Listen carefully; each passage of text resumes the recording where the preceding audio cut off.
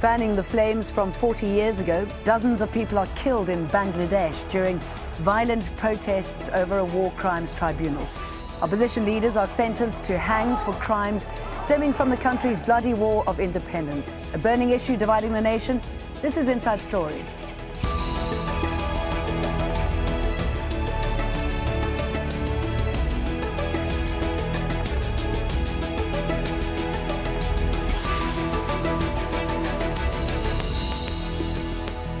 Hello, I'm Jane Dutton. Welcome to the programme. Days of rioting, soldiers on the streets, calls for a national strike and a death toll rising.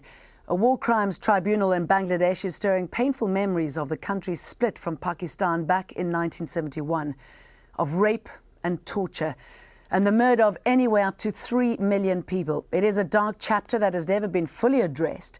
Members of the opposition Jamaat-e-Islami are on trial and facing the death sentence. The party had campaigned against independence but deny committing any atrocities. So why is this trial taking place now? And what are the motives for trying to right the historical wrongs?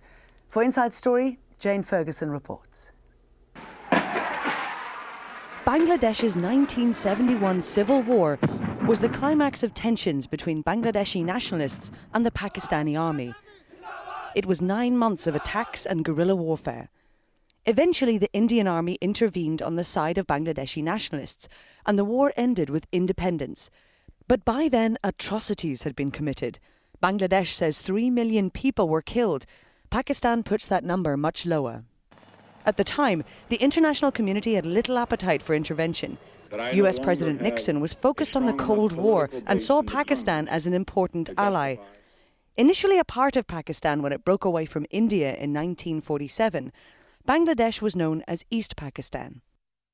Over the 4 decades since the 1971 war, victims of crimes such as mass murder, rape and torture have never had justice.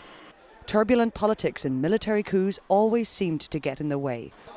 But when the Awami League, headed by Sheikh Hasina, won the 2008 national elections, setting up a war crimes tribunal was a large part of their campaign. Set up in 2010, the tribunal is trying 12 men for crimes against humanity. They are, however, mostly from the Islamic party Jamaat-e-Islami, who are strongly opposed to Hasina's government. So they and their supporters say this is a politically convenient way of getting rid of opposition leaders. The tribunal has been plagued with accusations of foul play and government influence. But the country's opinion is divided. In February, the sentence for Abdul Qadir Mullah was life in prison rather than death, which led to hundreds of thousands of people to protest in the capital demanding he be hanged. But last week's announcement of a death sentence for the next accused Jamaat leader has been chaos. Strikes, protest and violence continue to shake Bangladesh as supporters of those accused voice their anger. More sentences will be announced, and whatever they are, they will draw strong reactions from one side, if not the other. Addressing Bangladesh's past struggle for independence appears to be shaking its unity now. Jane Ferguson for Inside Story.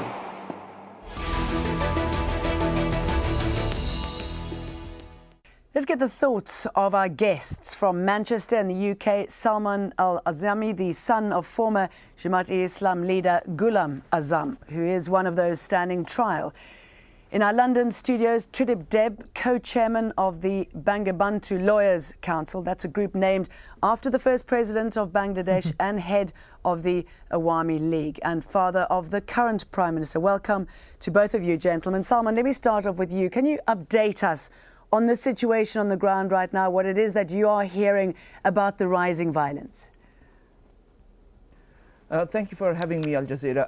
My concern and my heart is bleeding with the situation in Bangladesh, what is happening now.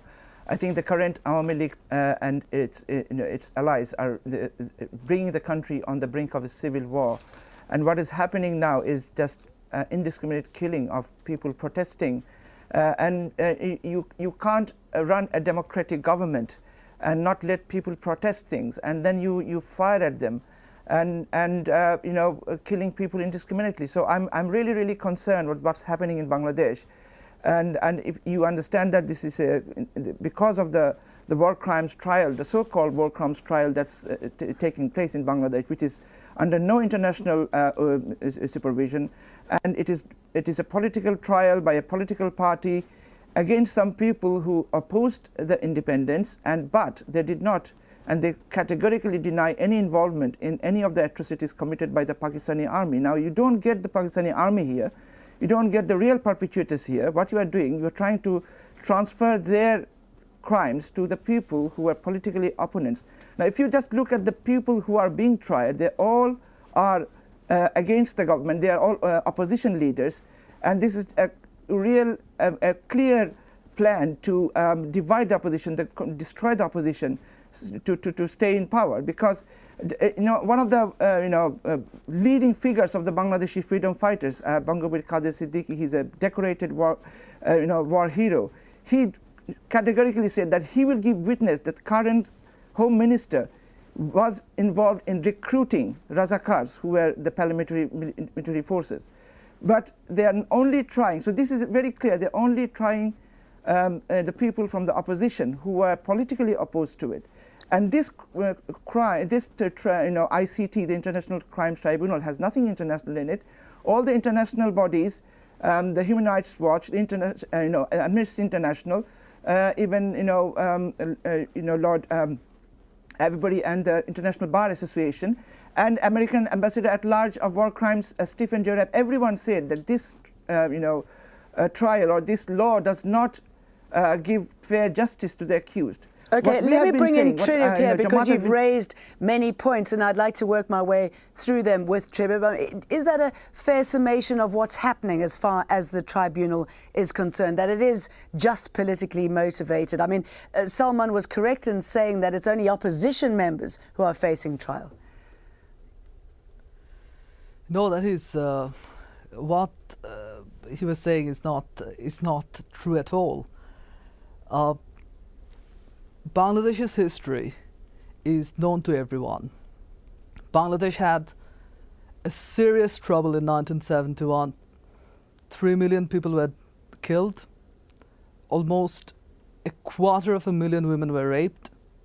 And to say that the Pakistani army was only responsible for the killing and rape of Bangladeshis is not true. There were local collaborators, and some of the collaborators who are standing on trial at the moment, they have history of standing against Bangladeshis who fought against the Pakistanis for their independence. But there are members too in the ruling party who have been accused of committing crimes against their own. Why don't they stand trial? It's nothing but a fabrication that these people were involved in crime against humanity in 1971. It is a ploy to change people's attitude. It's a ploy to divert people's attention from what is happening in Bangladesh, or what happened in Bangladesh rather. It's all a political ploy. People of Bangladesh want war criminals to be tried. Now, whatever judgment, whatever verdict the International Crimes Tribunal gives, that is entirely a legal process. That is entirely up to the tribunal. To create chaos in the country in the name of politics is a very sinister move. It's a divisive move. It's so divisive, and as you can imagine, excuse me jumping in here, we've had incredible response to this story before we started recording this show on Facebook. And let me just talk you through what some of the people have said. Yawa Syed says they're trying to secure a better future for their country, but heavy Indian involvement in the verdict should be a matter of serious concern. Esarib Kamal Khan says skeletons should have been kept in the cupboard. It's not justice, it is revenge. This from Samir Ahmed. It is very unfortunate that people are being punished on false charges by an illegal tribunal, because at some point in history they had opposed division of a Muslim country. But Maya Kamat is adamant the wrongs have to be set right. Timing does not matter. It's a blot on the history of Bangladesh. And hardline radicals have to be hauled up. War criminals have to be punished. Salman, I mean, they make good points there. And let's pick up the bit about war criminals have to be punished. The country needs justice to move on, doesn't it? Absolutely. They need justice. The victims and the families of 1971 war needs justice, and that has to be done through a fair trial. Otherwise, it will be travesty of justice. It will be just unfair to them. Now, if you see what's happening, you know, this ICT. Now, your other interviewee has been saying that this is a court, and the court should go through the normal process. Yes, of course I understand. But first of all, this court has to be fair. And secondly, the court did give a verdict on the 5th of February and gave life sentence to one of the accused. Now, what happened after that? The pro-government people started demonstrating and saying that, no, we want only hang. Now, in that situation, we want only these people to be hanged. Now, this is not a trial. You know, you are calling for people to be hanged without following the proper... No, please, for God's sake, let us have some honesty. People who have come out on the street, they have come out of their sheer love for Bangladesh. They have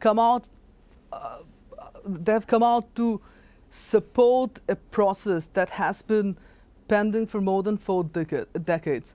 Now, in 1971, when Bangladesh went for a full-fledged war against Pakistan, please bear in mind, Bangladesh, which was the then East Pakistan, accounted for 56% of United Pakistan's population. The father of the current Prime Minister won election in 1971 in an unprecedented, it was an unprecedented victory. And even with regard to the last general election, people voted the Awami League government in a manner which is unprecedented in the history of Bangladesh. Okay, look, the government did say... I understand where you're coming from. Now, excuse me, General, the government's election pledge was that they won't open up war crimes, and that is what the government has indeed done. But what I want to know from you, Tridib, is how, after so long, after nearly 40 years, how can these accused face a fair trial? Where's the evidence? Look, where is the evidence? The evidence is everywhere. The evidence is everywhere. 3 million the forensic people were evidence? Killed. Even the forensic evidence and some of the statements made by some of these accused during the 1971 simply supported the Pakistani military. Can you give an example of where people are saying this is crimes against humanity? Can you please give any statement where anyone gave a statement that go and kill and rape and set fire on houses? Mr. Saadi has been found to have committed serious war crimes. His evidence against him was given by a number of people, it's as... And some of the people that you brought as witnesses said that they did not actually agree with the prosecution. Some of the prosecution witnesses actually denied. The tribunal, let me put one thing very clearly. Whatever the tribunal has decided is something that you guys can appeal against. And, in Bangladesh, we have fair justice. We have a justice system which is free from any political interference. Now, if... And that is very untrue. Very untrue, But, Mr. Salman, I know you're outraged by all of this, but members of Jamaat-e-Islami have been implicated. Many members have been implicated in some of this unbelievable violence. No, I don't think they are known to be taking part in the violence. They were known to be opposing it politically. Now, that has to be... I mean, if you just see after the independence... I mean, can I please finish, Mr. Tridib? If you see after the independence, the then government... Now, that was the time when the war was very fresh in everybody's mind. And the Awami League government, led by Sheikh Mujibur Rahman, the founder president, under whose leadership the freedom fighting was taking place. They brought, is not an they Awami brought League, so non-Awami many League people under situa- trial. Can you please let me finish, Mr. Tridev? Please do not interfere. Let me finish. I'll let you speak as well. Go on.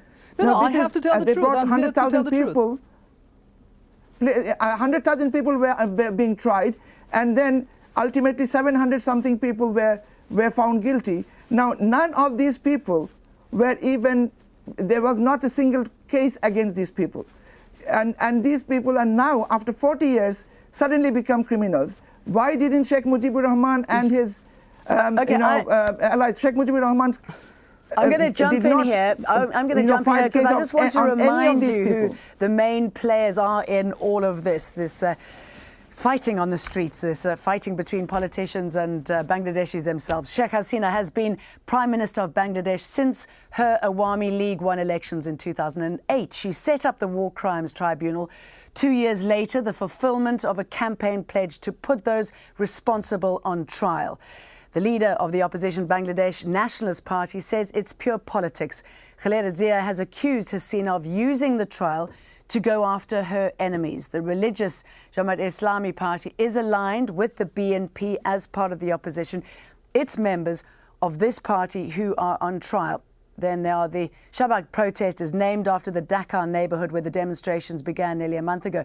They've been demanding the death penalty for all war crimes defendants, and they've become a lightning rod for the opposition to religious parties. Salman, it's been very interesting talking about the Sabah there. Many of them are the youth of Bangladesh, and many of them are calling for the death penalty. Why is that? I mean, they weren't even alive when the war was being conducted. I understand. And see, 1971 is a very sensitive situation, and everyone in Bangladesh are really, they really do want justice. So youths did come out. But who are the people who are leading it? If you see the people who are leading it, they are Awami League people. The leader of this movement, Imran H. Sarkar, he's a leading member of the Doctors Forum of Awami League. So. And the Awami League people are leading it. So and no one else. If you see, even their ally, Jatiya Party of former President Ershad is not supporting it. So this is not a public protest. This is a political protest. What my friend is not understanding is that in a democracy like Bangladesh, or for that matter in any other democracy, there will be political parties. There will be call for people to join in movements like the one that is happening in Bangladesh at the moment. And what are they fighting for, particularly the youth? Is it a return for liberalism and secularism? Yes, at the end of the day, we have to understand their psyche. They have come out spontaneously in support of the war trial. Bangladesh must deal with its past. 3 million people were killed, minorities were killed indiscriminately. Absolutely, they must deal with the past with a proper way. Now, can I tell you just one thing? They're dealing why does no, let me finish first. Let me finish first. No, let me finish first. Okay, all right. Okay, finish. Please give me a chance. Right. Please give me a chance to narrate my side of the story. It's not about Awami League, BNP, you see, or Jamaat-e-Islami. It's about our national identity. Do we support Bangladesh or not? Do we respect our flag or not? Do we support this process of healing or not? Now, Bangladeshis were killed indiscriminately. Local collaborators participated in mass killing and mass rape of Bangladeshi women. And after all these years, Bangladeshis have now got a chance to deal with its violent past. Okay, let me bring Salman in again. Okay, you are dealing with your violent past, whether it's accepted or not. Salman, your father is in jail at the moment. He's been accused of committing crimes against humanity, peace, genocide and war crimes in 1971. I don't know if you talk to him and what he says about everything that's happening and possibly what his comments are about the fact that the army has been called back onto the streets. Well, I have not been able to speak to him because he's in jail, but he has always denied vehemently against the accusations. Of course, they can't bring what they're trying to bring in the court is some of the statements where he supported the United Pakistan. And they're trying to put him in as the command responsibility, whereas he didn't hold a single position on any of the paramilitary forces, any government position in then East Pakistan. And it is completely political, and they're just trying to commit judicial murder to this. Now, let me tell you one thing very clearly. We have been calling for international criminals court to take authority of this court. Why is the Bangladesh government afraid of it? Why don't they, if they think that these people are really I think we have covered that point. What I would like to speak to you about is what's happened on the streets of Bagra today. The fact that the army has been called onto the streets for the first time in about 30 years. I mean, what do you make of that? Is the civilian government going to be concerned about that? No, you see, if people have come out on the street spontaneously to show their solidarity to those brave sons and daughters of the soil who laid down their lives for Bangladesh. I'm talking about the army. Why is the army being brought in? I mean, you have a country that has a history of coups, aren't you worried? Because law enforcers are being... Yes, we're worried in the sense that we don't want a situation to deteriorate or any further. But please try to understand the situation that is on the ground zero at the moment. Law enforcement agencies, particularly the police, are coming under serious threats from some Jamaat hooligans. Even yesterday, members belonging to the Awami League were killed. Police are coming under attack. So in these circumstances, we need to make sure that there is law and order in the country. Yes, and in fact, human rights groups are accusing both sides of violence. Now, the strikes in Bangladesh come at a time of growing labour unrest. In April last year, a labour rights activist campaigning for better conditions and higher wages was found tortured and killed. In June, tens of thousands of garment workers walked out. A week of protests led to the closing of hundreds of factories. And the plight of workers was highlighted in November when more than 100 died in a garment factory. Salman, this is really coming at a bad time for the country. It is a poor country, but it's no longer the basket case that people used to call it. Yes, of course, it is a developing country, and we have a very good garments industry exporting goods all over the world. And now what you see that this government has failed miserably in many places. The governance has been miserable. You see the Hallmark, the Destiny, the Padma Bridge, all these scandals, the government, and of course the opposition have been calling for the neutral caretaker government to be implemented for the next general election. Now government wants to divert the situation and just bring something which has no present relevance. Of course, it has a very important sentimental, let me finish please, it has a very important sentimental feelings for the Bangladeshis, and I do want these war criminals, real war criminals, to be punished, but that cannot be done by a political government.